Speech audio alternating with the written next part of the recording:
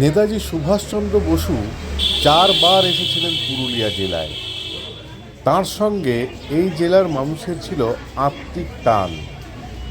এদিন নেতাজির জন্মজয়ন্তীতে তাই সারা পুরুলিয়াতেই দেখা গেল তার মূর্তিতে বিপুল উৎসাহের সঙ্গে মাল্যদান করছেন নতুন প্রজন্ম থেকে পুরনো প্রজন্ম সবাই। পুরুলিয়া জেলার যে ইতিহাস পাওয়া যায় তাতে দেখা গেছে যে নেতাজি তিনি বারে বারে এই জেলায় ছুটে এসেছিলেন শুধু রাজনৈতিক কারণেই না, তিনি দেশবন্ধু চিত্তরঞ্জন দাসের সঙ্গেও দেখা করতে একাধিকবার এসেছিলেন পুরুলিয়ায়। সেই তথ্য আমরা পাই এখানকার যে গবেষকরা রয়েছেন তাদের কাছ থেকে। পুরুলিয়া জেলার তখন নাম ছিল মানভূম।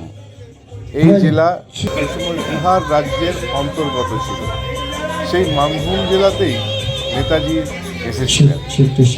পুরুলিয়ার বিশিষ্ট গবেষক দয়াময় রায় সেই তথ্য যেমন তুলে ধরেছেন, তেমনি শেষবার নেতাজি পুরুলিয়ার নামপাড়ায় নীলকণ্ঠ নিবাসে এসেছিলেন তার তথ্যও তুলে ধরেছেন। নেতাজি পুরুলিয়াতে 4 বার এসেছেন। প্রথম এসেছেন 1927 সালে, এবং সেটা হচ্ছে মানভূম কংগ্রেসের যে সভা ছিল সেই সভাতে এসেছিলেন, এবং তিনি সভাপতিত্ব করেছিলেন রামচন্দ্রপুরে 6 এবং 7 মার্চ। তারপরে তিনি আবার 2 বার আসেন। একবার আসেন চিত্তরঞ্জন দাসের সঙ্গে দেখা করার জন্য, এবং 2বারই, কিন্তু সেটা হচ্ছে যে আমাদের নিস্তারিণী কলেজ আছে সেখানে, সেটা হচ্ছে 1928 সালে।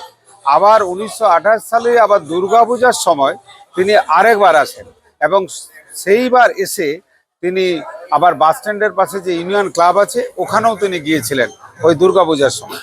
আর সব থেকে শেষে যেবার তিনি আসেন সেটা হচ্ছে 1939 সালের 9ই ডিসেম্বর, এবং তখন তিনি জাতীয় কংগ্রেস থেকে বেরিয়ে গেছেন, AIFB all India forward block গঠন করেছেন, এবং যেখানেই কংগ্রেসের সভা হয়েছে সেইখানেই তিনি তলবি সভা করেছেন। এবং এই সভাটির জন্য 1939 সালের 9ই ডিসেম্বর পুরুলিয়া জেলায় 30টি সভা করেছিলেন।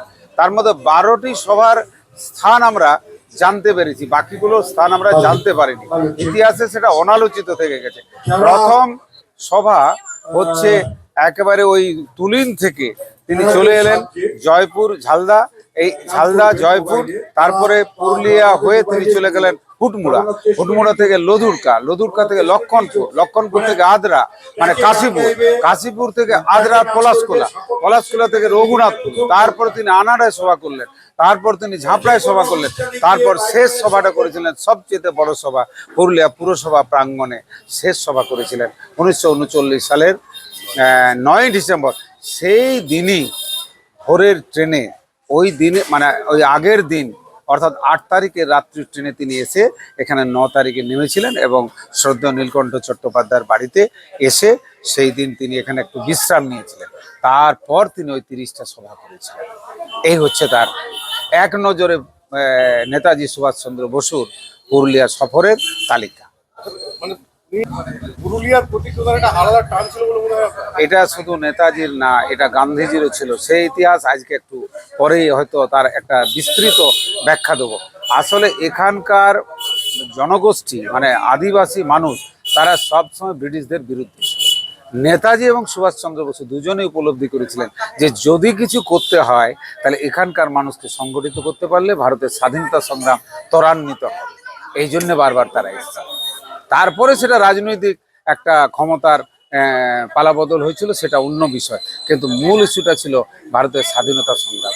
এই কারণের জন্য পুরুলিয়া আসে। আচ্ছা, এখানে নেতাজির ইতিহাসটা একটু বলুন।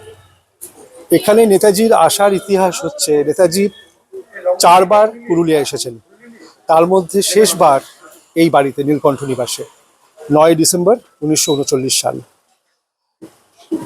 সিআর দাস মানে চিত্তরঞ্জন দাস, দেশবন্ধু চিত্তরঞ্জন দাসের যেটা বাড়ি ছিল, গ্রীষ্মাবাস ছিল, সেটা আমরা সবাই জানি পুরুলিয়ার নিস্তারিণী কলেজ যেটা অবস্থিত সেখানে নেতাজি সেখানে আসতেন।